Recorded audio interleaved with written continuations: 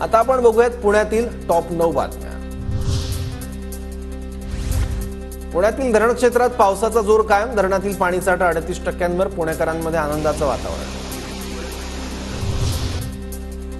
पुण्यात आता मुंबईप्रमाणे double decker bus येणार, पीएमपीएमएल संचालकांच्या बैठकीत बस खरेदीस मान्यता, 20 डबल डेकर बस पुण्यात येणार। पुण्यातील चांदणी चौकात शिवरायांचा पुतळा उभारणार, शहर सुधारणा समितीकडून मान्यता।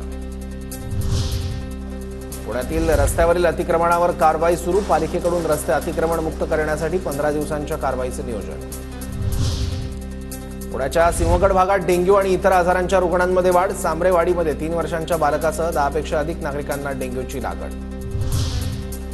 पिंपरी चिंचवडमधील पालिकेच्या 25 शाळा मुख्याध्यापकांविना, शिक्षकांवरील दुहेरी जबाबदारीचा व्यवस्थापनावर परिणाम।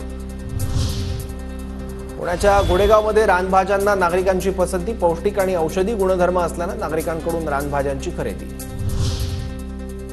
मावळमधील शिरोता गावात जखमी अवस्थेत बिबट्या आढळला, जखमी बिबट्यावर वन्यप्राणी उपचार केंद्रात उपचार।